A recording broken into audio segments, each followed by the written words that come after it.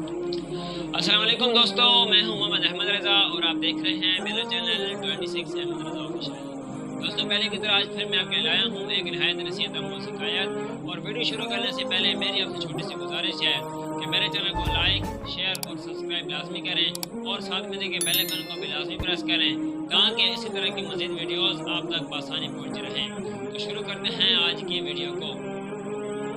حضرت سیدنا ابو عبیدہ تاجی رحمۃ اللہ تعالی علیہ فرماتے ہیں کہ میں ایک مرتبہ حضرت سیدنا حسن بصری رحمۃ اللہ تعالی علیہ کی خدمت بابرکت میں حاضر ہوا، جبکہ آپ رحمۃ اللہ تعالی علیہ سخت بیمار تھے، اور اسی بیماری کی حالت میں آپ رحمۃ اللہ تعالی علیہ کا انتقال ہو گیا۔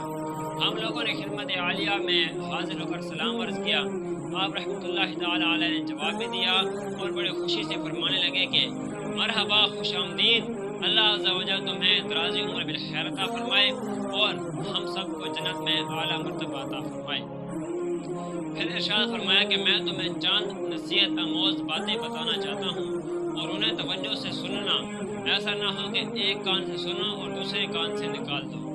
سنو، جس نے حضور نبی کریم رؤوف الرحیم صلی اللہ تعالیٰ علیہ وآلہ وسلم کی صبح و شام زیارت کی، اس نے عمل کی راہ کو اختیار کر لیا اور کبھی بھی اپنے وقت کو ضائع نہ کیا۔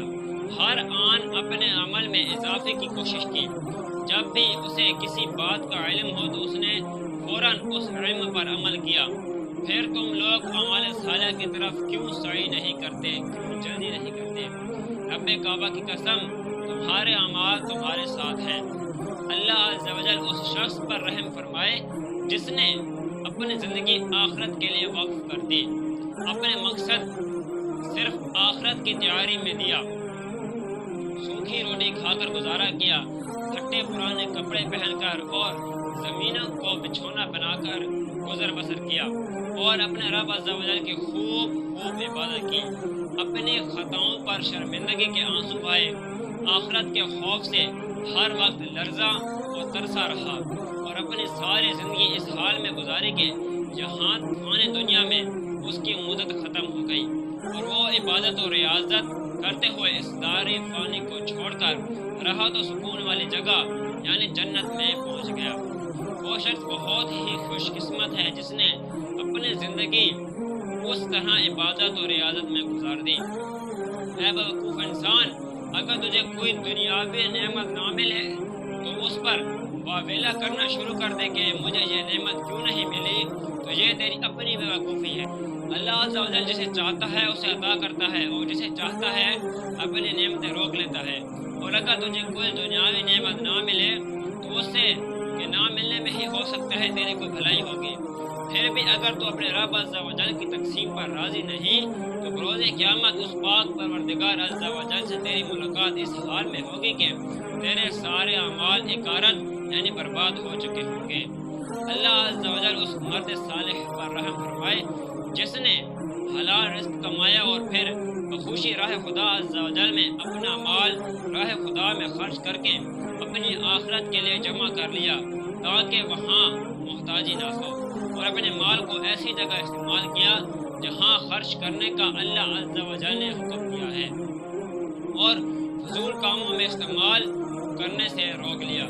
بے شک تمہارے اسلاف دنیا سے بقدر ضرورت مال استعمال میں لاتے، باقی تمام مال اپنے رب عز و جل کی راہ میں خرچ کر دیتے، اور انہوں نے اپنے مال و جان کا جنت کے بدلے میں اللہ عز و جل سے سودا کر لیا تھا۔ اے لوگو، بے شک اللہ عز و جل نے دنیا کو آزمائش کے لیے اور آخرت کو جزا کے لیے بنایا ہے، اور انسان کو ایمان کی دولت صرف اللہ عز و جل کی عطا سے ہی نصیب میں ہوتی ہے۔ اللہ عز و جل جسے چاہتا ہے اسے ایمان کی عظیم دولت سے مالا مال فرما دیتا ہے۔ بے شک اللہ عز و جل کی رضا حاصل کرنے کا ایک ہی راستہ ہے جس کی بنیاد ہدایت ہے۔ جو اس راستے پر سیدھے چلتا رہے گا اس کا ٹھکانہ جنت ہے، اور شیطان کے کئی راستے ہیں جن کی ابتدا ہی گمراہی سے ہوتی ہے، اور ان راستوں میں سے کسی بھی راستے پر چلے گا تو وہ سیدھا جہنم کی بھڑکتی ہوئی آگ میں جا گرے گا۔ خدا عز و جل کی قسم، ایمان صرف زبانی کلامی دعووں کا نام نہیں کہ انسان دعوے کرتا پھرے کہ میں ایمان والا ہوں، میں ایمان والا ہوں، بلکہ ایمان تو دل کی تصدیق کا نام ہے۔ جس کا اقرار زبان سے ہوتا ہے۔ جب دل میں پختہ یقین ہوتا ہے تو یہ یقین کی پختگی ایمان کہلاتی ہے اور اعمال صالحہ اس ایمان کی تصدیق کرتی ہے۔